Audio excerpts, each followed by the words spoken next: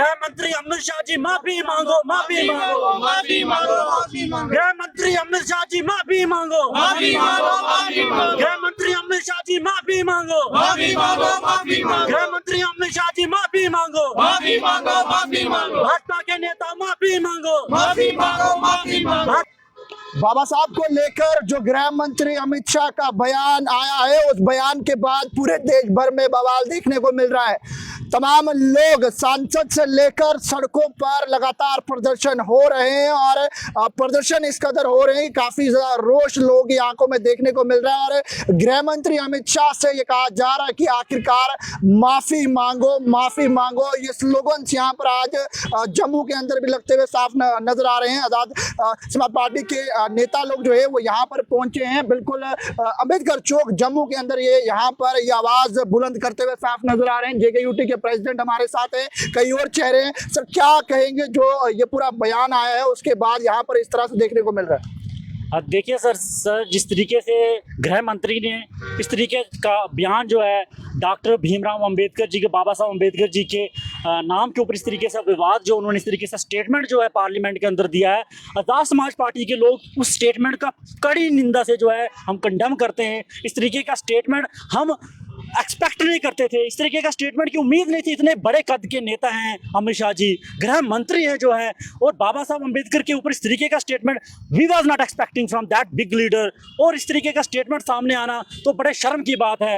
मतलब आए दिन जो है भाजपा के लीडर्स और भाजपा के नेता जो है बाबा साहब अंबेडकर की प्रतिमा के ऊपर जो है उनके जन्मदिन के ऊपर दिखते हैं फूल चढ़ाते हुए, उनके जो है जन्मदिन पे जो है उनको श्रद्धांजलि देते हुए।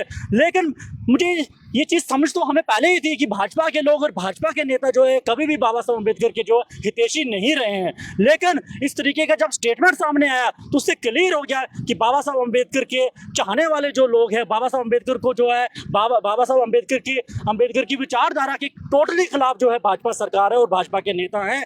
जब उनकी जो है वोट बैंक की बात हो, जब उनसे वोट लेने की बात हो, तो तब उनको जो है बाबा साहब अम्बेडकर जो है याद आ जाते हैं। उनके प्रतिमा पे फूल चढ़ाने हो तो तब उनको याद आ जाता है, क्योंकि बहुजन समाज के लोगों का जो उनको जो वोट भी तोड़ना होता है तब उनको बाबा साहब अम्बेडकर की जो है लोग याद आ जाते हैं। क्योंकि आए दिन जो आप देख रहे हैं कि किस तरीके से जो बाबा साहब अम्बेडकर जी को चाहने वाले लोग जो हैं इस देश में, कम से कम 90 से 95% जो लोग हैं जो बाबा साहब अम्बेडकर उनको भगवान से भी बढ़ के जो है समझते हैं। और इस तरीके का जो स्टेटमेंट आना, ठीक है, आप किसी भी भगवान को मानते हैं, ये आप मानिए, हमें उसमें कोई आपत्ति नहीं, आप मानिए किसी भी भगवान को। लेकिन जिनको बहुजन समाज के लोग भगवान से भी ऊपर का दर्जा देते हैं, आप उनके खिलाफ इस तरीके का स्टेटमेंट दोगे। और बाबा साहब अम्बेडकर की पूरी विचारधारा को अगर पढ़ लो तो किस तरीके से बाबा साहब अम्बेडकर की विचारधारा था, साइंटिफिक टेम्पर के बंदे थे बाबा साहब अम्बेडकर। एक उन्होंने पूरा जीवन जो है अपना लगा लिया इस देश को जो है प्रोग्रेस में, इस देश को किसी अच्छे मुकाम को पहुंचाने पे। और इस तरीके का स्टेटमेंट जो है बड़ा आश्चर्य मुझे हो गया और मैं ऐसे स्टेटमेंट का जो है कंडेम करता हूं।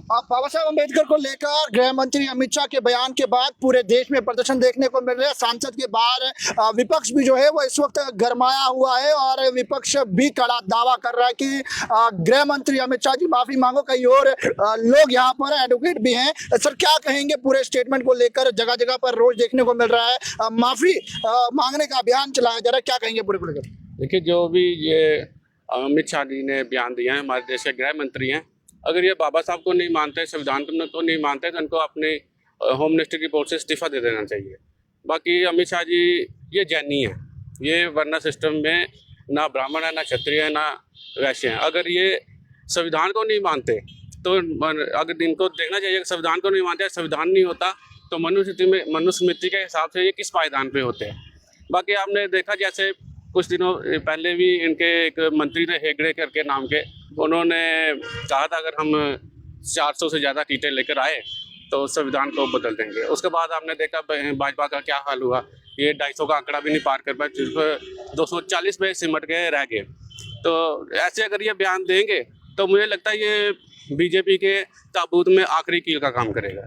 तो आप देखते हैं आजाद समाज पार्टी के लोग सीधा जो है वो गृह मंत्री के इस्तीफे की मांग कर रहे हैं। अगर आप लोग माफी नहीं मांगते हैं, माफी को लेकर साफ इनका क्लियर स्टैंड है। और आज जम्मू के अंबेडकर चौक की बात करें तो यहाँ पर इन लोगों द्वारा जो है वो अपनी आवाज को बुलंद किया गया। और ये साफ तस्वीरें आपको दिखा दे तो अंबेडकर चौक से निकल के सामने आ रही है, चेहरों पर रोष है। और गृह मंत्री अमित शाह से जो है वो साफ माफी मांगने की बात की जा रही है। अगर माफी नहीं मांगते हैं तो उन्हें जो है वो इस्तीफा देने की मांग भी की जा रही है। बहरहाल खबर को लेकर आपकी क्या राय है वो जरूर अपनी राय कमेंट सेक्शन में शेयर कीजिएगा। और पैगाम टीवी की खबरों को यूं ही फॉलो, लाइक, शेयर करना ना भूलेगा। वीडियो जर्नलिस्ट राजवीर के साथ जम्मू।